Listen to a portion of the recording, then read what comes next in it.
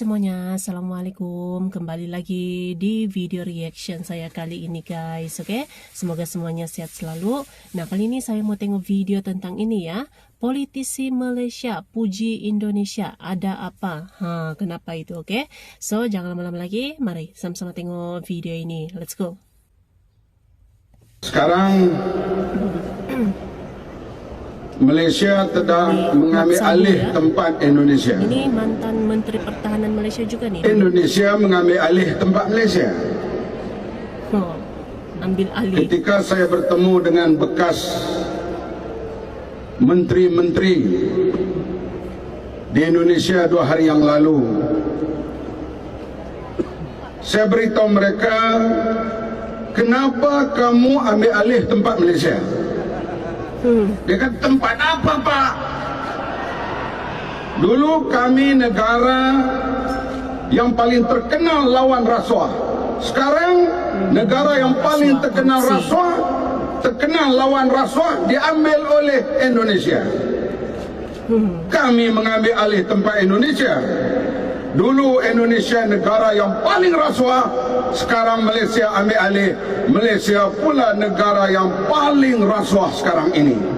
Tahniah kepada Malaysia kerana ambil alih tempat Indonesia. Bekas menteri yang saya bercakap itu, lepas pilihan raya dia diberi senarai oleh partinya untuk jadi menteri. Jokowi menghantar nama-nama cadangan parti-parti politik kepada KPK. Bila KPK menapis, 2 bekas menteri itu tak layak jadi menteri kerana dia bertaraf merah, kad merah. Parti itu terpaksa kemuka nama lain. Bila KPK, Badan Pencegah Rasuahnya lulus, baru Jokowi angkat menjadi menteri. Di Malaysia, kalaulah barisan menteri yang ada ditapis oleh KPK, sekor pun tak layak jadi menteri.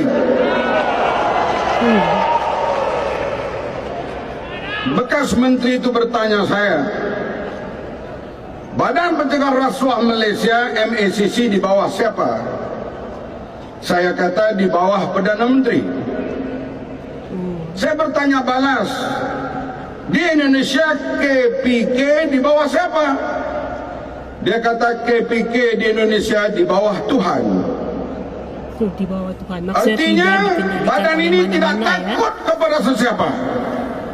Hatta orang kesayangan Jokowi, yaitu Datuk Bandar, Wali Kota Jakarta, dipanggil oleh KPK untuk disiasat, yaitulah Ahok. Inilah perkembangan negara jiran kita selepas reformasi. Bagaimana mereka membuat perubahan? Mereka lawan rasuah dan Indonesia sekarang meningkat maju. Saya kata kepada bekas menteri itu, bila kamu maju, kami yang susah. Nak dapat pembantu rumah pun payah sekarang. Kerana rakyat Indonesia telah mula ada pekerjaan dan mereka kurang datang ke sini. Kalau datang pun bekerja di rumah, sekurang-kurang kita kena bayar RM800. Saudara yang dihormati sekalian, saya kata barangkali tak lama lagi, 10 tahun lagi kami pula akan menghantar pembantu rumah untuk bekerja di Indonesia. Mungkinkah itu? Kita boleh ketawa, tapi inilah dia Malaysia, tanah airku. Malaysia terkenal dengan sifat pemerintah yang begitu tegas. Sama ada zaman Tengku Rahman, zaman Tun Hussein On, zaman Tun Razak. Badan Pencegah Rasuah digeruni, terutama di bawah Datuk Harun Hashim. Yang ditangkapnya menteri besar, menteri-menteri, didakwa di mahkamah dan didapati salah.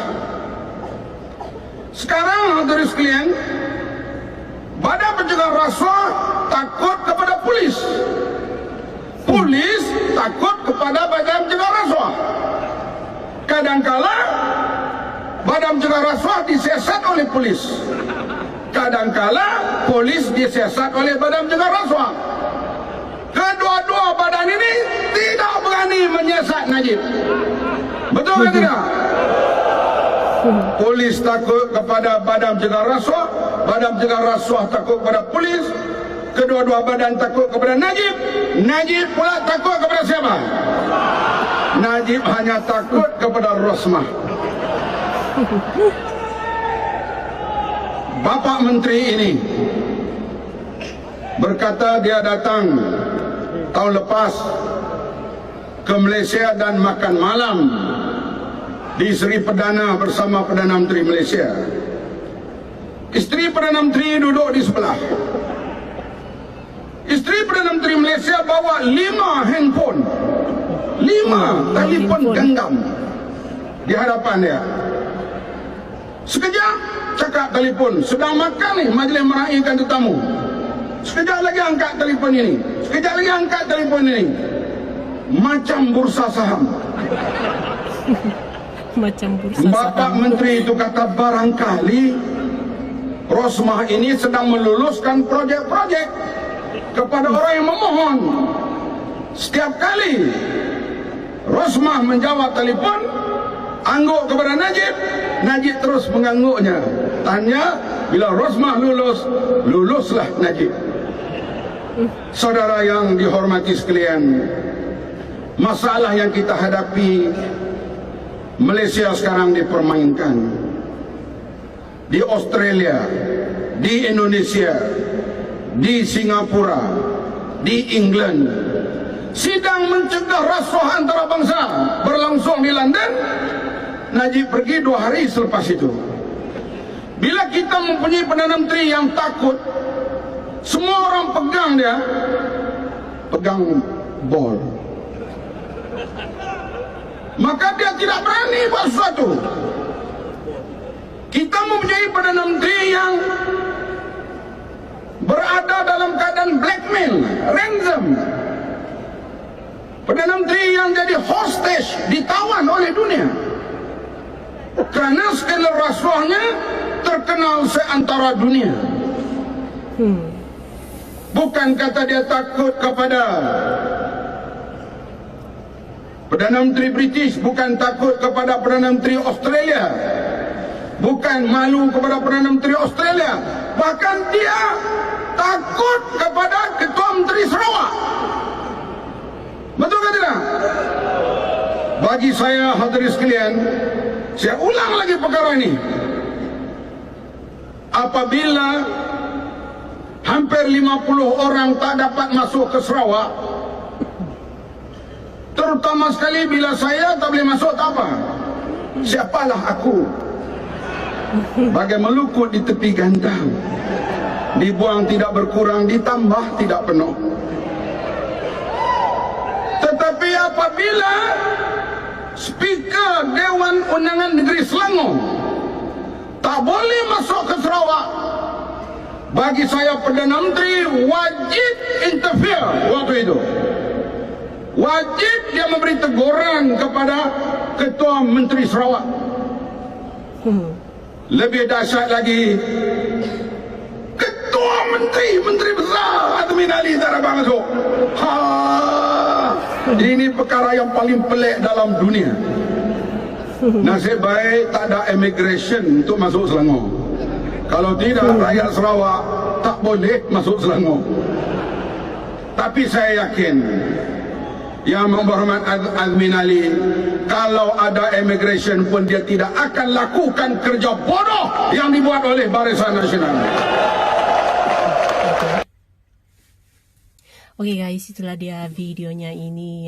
Jadi memang perkembangan Indonesia ya pasti itu bermula daripada kestabilan pentadbiran gitu ya, kestabilan pemerintahan ya. Kalau kita lihat sekarang memang Indonesia itu sangat melawan gitu ya, sangat melawan korupsi ataupun kalau di Malaysia istilahnya itu rasuah gitu ya. Bukannya tidak, tapi dikurangkan gitu. Nah, lihatlah Indonesia sekarang gitu kan, dengan stabilnya pemerintahan, dengan stabilnya pentadbirannya itu, lihat Indonesia berada di jalan yang sangat cerah dan bakal menjadi negara yang lebih pesat lagi nih beberapa tahun hadapan ini dengan perkembangan yang sangat-sangat baik ya sekarang. So mudah-mudahan Malaysia pun dapat berkembang lebih baik lagi dengan adanya kestabilan politik, kestabilan pentadbiran gitu ya, untuk memberikan lagi kepercayaan gitu ya kepada negara-negara luar, kepada Malaysia gitu, oke? So terima kasih banyak sebab kamu sudah menonton video ini. Jangan lupa macam biasa untuk support channel saya dengan subscribe,